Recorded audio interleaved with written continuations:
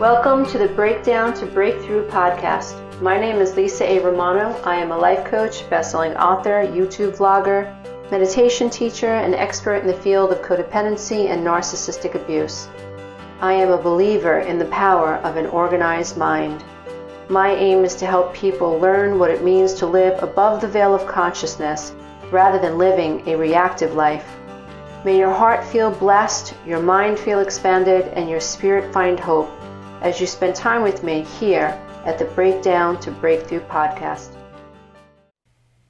Namaste everybody, and thank you so much for joining me for the Breakdown to Breakthrough podcast.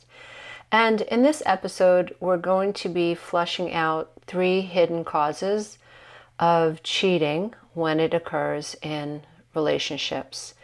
This is a devastating time when you discover that your partner whom you love and who you've trusted has stepped out and has betrayed you.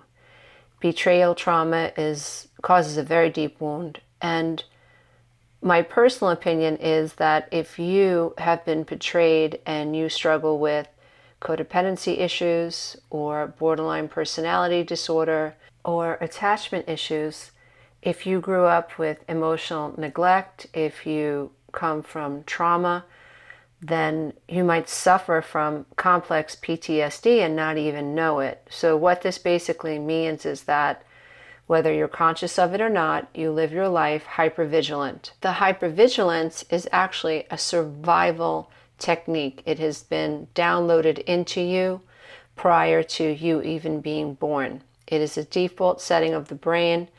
It is tied to making sure that we as a species survive.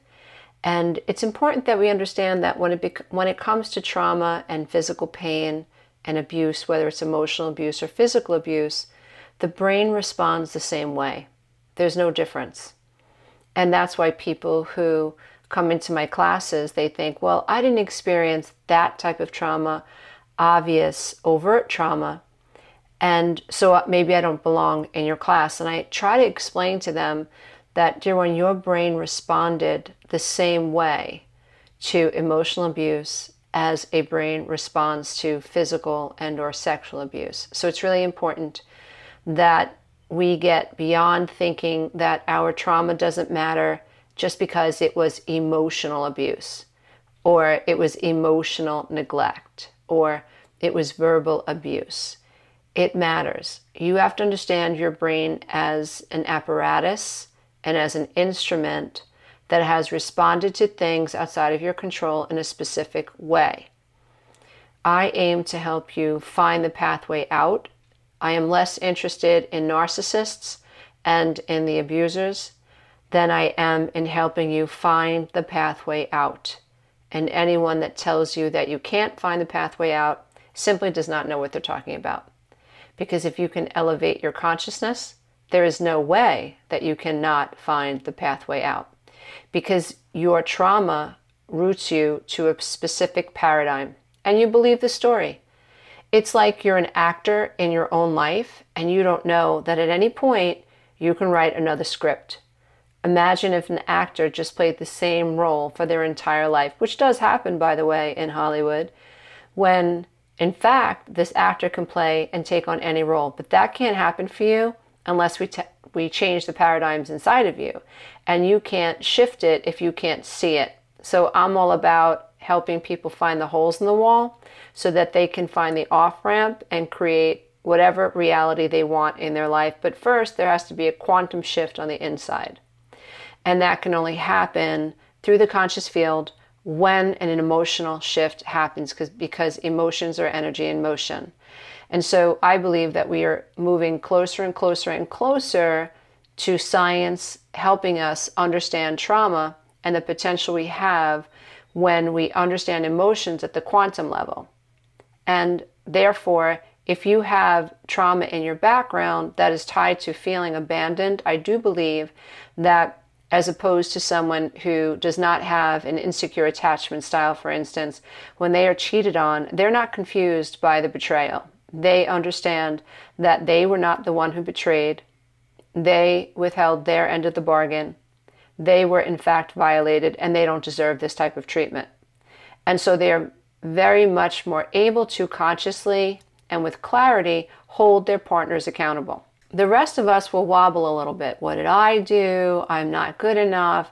Maybe I should have been sexier. Maybe I should have lost the baby weight. Maybe I should have tried harder. Maybe. If I didn't do this, then my spouse wouldn't have cheated on me. So those of us with codependency and childhood trauma, we tend to wobble and think we must have done something. Why? Because this is, again, a paradigm of the quantum energy inside of us that was created in us when we were children. As it is below, just as they teach in the Hermetic principles, as it is below, so shall it be above. All children assume that if they cannot gain love, or if their mommy and daddy are mean to them, it is their fault. That's where shame comes from. Children are not conscious truly. They're not cognitive thinkers. Their brains are not wired for cause and effect until about the age of 27. So if something happens and mommy is mean to me, it must be my fault. Now, the miraculous defense strategy in that thinking and that train of thought, which you, by the way, are not responsible for, you can't take credit for it, it is divine wisdom. The divine wisdom that has been downloaded into you as a psychological being, a default process is that if you made it happen, then you can fix it. This is where these fallacies come into play when we're adults and we think, oh, if I just look this way, he'll love me. If I say this, my mother will be nice to me. All I have to do is figure out how to say this thing in a way that he can hear me, and all of our dreams are going to come true, and we can live happily ever after. And then what happens is, as you come through the veil and you break through, you have to give up that fantasy. You will never have that fantasy relationship with mommy. You will never have that fantasy relationship with daddy.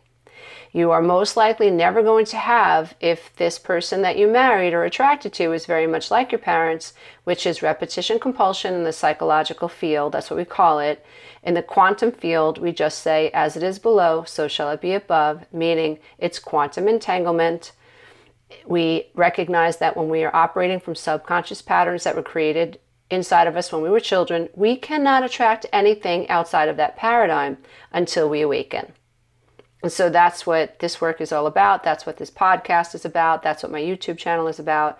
That's what all my meditations are about. That's what my books are about, and my online coaching programs. It's, can we help you awaken to what was? Can we help you understand that what was, it could never be anything else. It could be no other way. And can I, as a teacher, as a life coach, mentor, and person who is in this personal development field, can I help you be inspired to believe that you can break through, that this is science at the end of the day. And if you can shift the way you see yourself, then you can adopt an entirely new paradigm. Does this happen overnight? Quick fixes don't work. That's why my intention, since I started in this field and going public with my work, was to create systems and processes that were a year long. A system that you can plug into for 12 weeks, then additional 8 weeks, then additional 10 weeks, and programs and resources that allow you to stay centered upon this idea that I'm elevating my consciousness, Getting back to the podcast at hand. If you have betrayal trauma going on in your life right now, it's going to feel worse if you also suffered from emotional neglect and abandonment as a child. That's not your fault. But let's get clear about some hidden causes of cheating in relationships to help you develop the emotional detachment and the space you need to activate out of the amygdala, out of the patterns and the programs of the past, feeling like it's your fault. So let's see if we can elevate your level of consciousness right now, get you out of the amygdala, which is highly emotional and reactive. Remember, emotions don't travel in rational channels. That's why we need the amygdala, but what we really need is a higher executive that's in charge. And when we're able to flow consciousness from the prefrontal lobe and the neocortex, that's when we can develop logic and reason, and we can master the amygdala and the emotions so that our trauma isn't what is responding to this new betrayal in our adult life. So cheating is one of the most painful and destructive experiences we can experience in a relationship. While the surface reasons such as dissatisfaction, a lack of intimacy, or opportunity are often cited, there are deeper, less obvious causes that can contribute to the infidelity. So understanding these hidden causes can provide insight into preventing and addressing this behavior, and also offer you a sense of solace and understanding that it wasn't your fault, that there are other things going on. So, number one, unresolved childhood trauma or issues. Now, many behaviors in adulthood are obviously influenced by the experiences from childhood, and unresolved emotional wounds, particularly those related to attachment and self-worth, can significantly impact adult relationships. So here's how. Number one, attachment styles. People with an insecure attachment style, whether anxious, avoidant, or disorganized, can struggle to form secure bonds with their partners. That's not your fault. This insecurity can manifest as neediness or a need for external validation, which can lead to infidelity, as people with an insecure attachment style can seek comfort and affirmation outside the relationship. And so they can also feel neglected more easily. And so they are more susceptible, if you will, just let's say someone love bombing them, or telling them that they're beautiful, or just giving them any attention at all. Parenting modeling. So a parental model for infidelity. Did your partner's father cheat on his mother, or did the mom cheat on the dad, or whatever? So individuals who grew up in environments where infidelity was normalized or witnessed may subconsciously replicate these behaviors. This can start innocently with a confidant or a friend, but can gradually evolve into something more intimate. Now, the thing that we have to understand is that the emotional neglect within the relationship could be perceived by the person who has done the betrayal. So you might think, I'm there for this person, I'm doing everything I can, but that person may be insatiable. That person may not see how overwhelmed you are with what's going on in your life, your new job, with the children, trying to manage and multitask a mortgage or whatever's going on. So it is possible for one partner to perceive the other as being emotionally neglectful, and for the other partner who's being cheated on to just think, I thought that we understood that we were just trying to build this thing here. I had no idea you were feeling emotionally neglected. So sometimes there's a valid emotional neglect going on, but then again, it's up to the partners to communicate that effectively so infidelity doesn't happen. Number two, communication breakdown. Poor communication can lead to misunderstandings and unresolved conflicts, causing one or both partners to feel isolated. Over time, the lack of meaningful interaction can create a void that someone else might fill. Now, this is dangerous for any relationship when either party begins to just neglect the other partner. Communication breaks down when we start to take one another for granted. So there is a greater opportunity for infidelity to creep in, or the potential for infidelity to creep in, when there is an underappreciation for the other partner. Number three, subconscious self-sabotage. Some people cheat as a form of subconscious self-sabotage.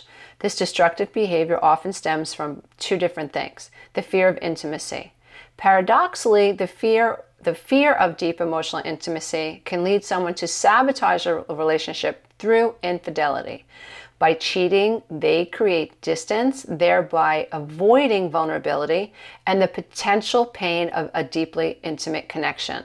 This is something that you really want to work out and figure out, is that what's going on with your partner? Because that's something, dear one, you cannot fix.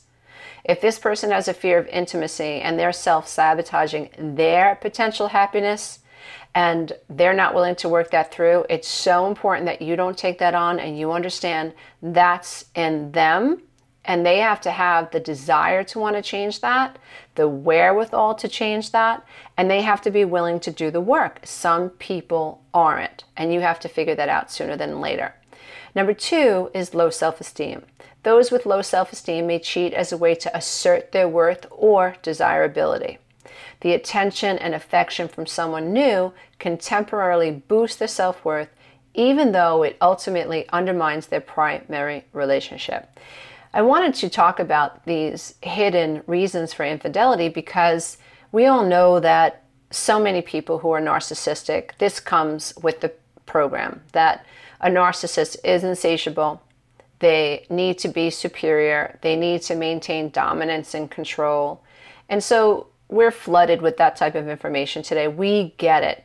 But for the rest of us, those of us who may or may not be in a relationship with someone who's highly narcissistic and someone who we can tend to assume has a higher propensity to cheat and infidelity than the average person, we have to expand our understanding and recognize there are other reasons for infidelity. Boredom. People get bored in their marriage.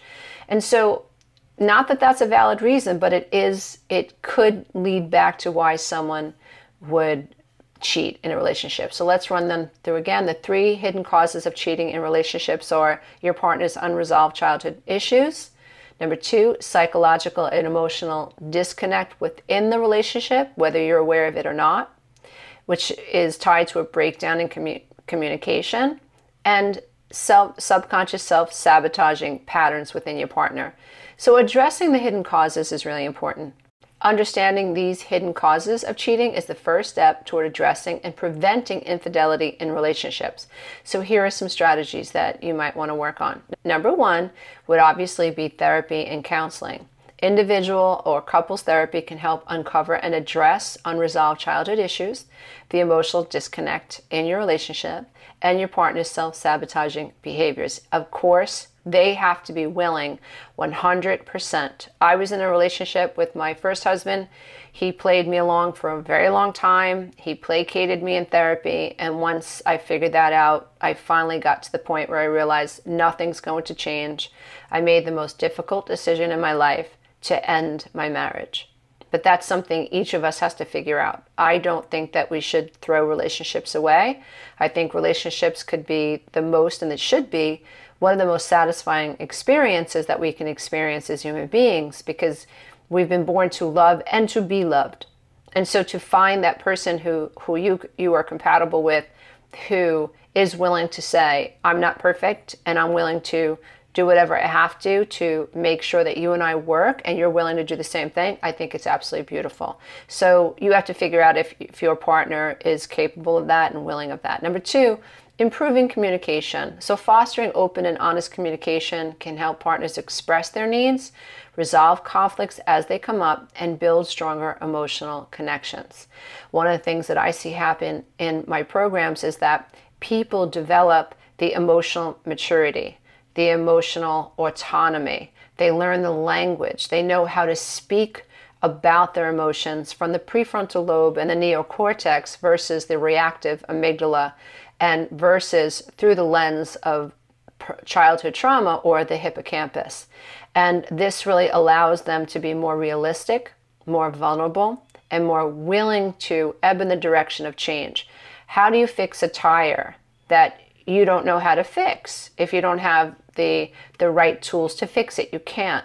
So recognizing a problem is awesome, but equipping yourself with the tools that you need is what is going to create the change. So the third thing that we can do to address the hidden causes of cheating is build self-esteem. Encouraging personal growth and self-awareness in your partners or anyone that is on the path of this type of self-destruction can help people build a healthier sense of self, reducing the need for external validation. So if someone is highly codependent, or someone has an anxious attachment style, and this has led them down this path, opening them up to their self-sabotaging ways so that they have an opportunity to fix it. Sometimes this happens with couples and the person who's been cheated on is like, no, I don't want this project. Okay, that's fine. Well, here's an opportunity for the person who did cheat to grow from it, to learn, oh wow, like I just threw my entire life away. I threw my family away. And now I know why. And I'm never going to let that happen again. That does happen. We all come here to expand, and we all come here to grow. So if you are someone who has cheated in the past, understanding how you got there is going to help you move forward in your life and expand. in ways that help you grow as an individual and move you towards this path of emotional maturity, spiritual awakening, and feeling more fulfilled as a person in your true sense of self, your authentic self. So in conclusion, cheating is a complex issue with multiple layers. By recognizing and addressing the hidden causes, couples can work towards healing and building stronger, more resilient relationships. Understanding these deeper issues not only helps in preventing infidelity, but also fosters a deeper connection and mutual respect within the relationship. So all is not lost, dear one. We do survive, as painful as these things do. And as long as we grow from them, then we have learned a lesson. And that is part of a growth mindset. That is where resiliency comes from. And so I hope that this has been helpful for you and has given you some food for thought. Again, I want to thank you so much for being part of the Breakdown to Breakthrough podcast. Thank you for supporting my work since I started my mission to help people live above the veil of consciousness. If this podcast resonated with you, please like it, share it, follow it, and leave a positive review if doing so resonates with you. And if you would like to learn how you can become part of the healing journey, the conscious healing journey, please contact me at coach@lisaaromano.com. We would love to introduce you to our coaching programs that will help you live above the veil of consciousness and become the master of your emotions. Once you master your emotions, you master your life. Namaste until next time. Bye for now.